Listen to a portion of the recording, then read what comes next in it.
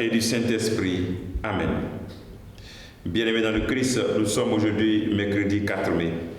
Et la parole de Dieu que notre Mère Église nous propose est extraite de l'Évangile de Jean chapitre 6, versets 35 à 40. Ô Seigneur, envoie ton esprit, tout sera créé, et tu renouvelleras la face de la terre. Et nous lisons cet Évangile. En ce temps-là, Jésus disait aux foules, « Moi, je suis le pain de la vie. Celui qui vient à moi n'aura jamais faim. Celui qui croit à moi n'aura jamais soif. Mais je vous l'ai déjà dit, vous avez vu, et pourtant vous ne croyez pas. Tous ceux que me donne le Père viendront jusqu'à moi. Et celui qui vient à moi, je ne vais pas le jeter dehors, car je suis descendu du ciel, pour faire non pas ma volonté, mais la volonté de celui qui m'a envoyé. Or, telle est la volonté de celui qui m'a envoyé, que je ne perde aucun de ceux qu'il m'a donnés, mais que je les ressuscite au dernier jour. Telle est la volonté de mon Père, que celui qui voit le Fils et croit en lui ait la vie éternelle. Et moi, je le ressusciterai au dernier jour. Acclamons la parole de Dieu. Louange à toi, Seigneur Jésus-Christ. Nous sommes toujours dans ce discours du pain de vie. Et le Christ nous dit clairement que celui qui vient à lui n'aura jamais faim. Celui qui croit en lui n'aura jamais soif. Ce sont des paroles fortes. Des paroles fortes qui nous invitent vraiment à adhérer dans la profondeur au Christ. Et pourquoi le Christ nous donne l'image du pain? Nous savons, il se compare au pain parce que nous savons tous que c'était une nourriture de base au temps de Jésus-Christ. C'était une nourriture de base.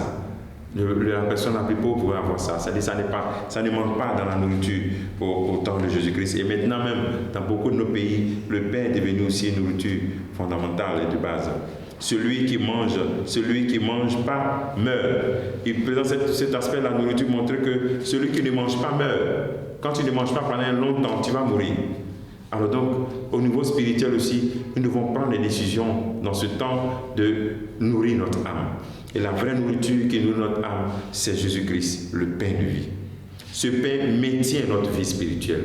Le pain, c'est le pain aussi eucharistique qui maintient notre vie spirituelle et la fait grandir. Jésus, pain, est la cause de notre vie, la raison de notre vie.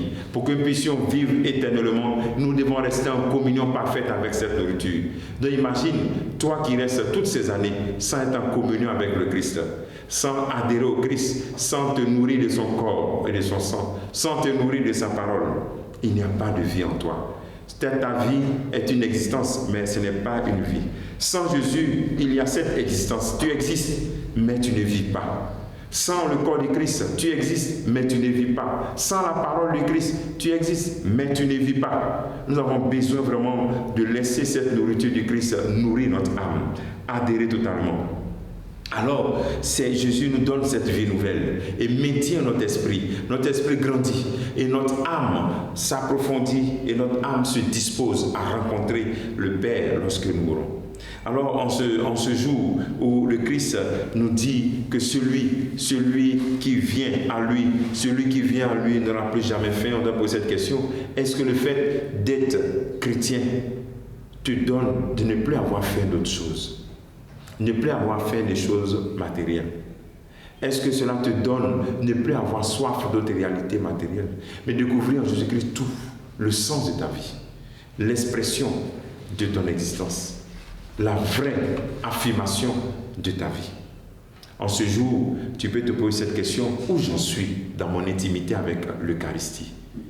Est-ce que je me nourris, je mange le corps de Christ? Est-ce que je mange, dès que je me lève le matin, la parole de Dieu?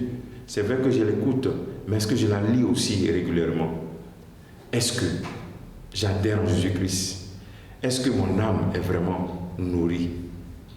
Est-ce que ma vie spirituelle grandit?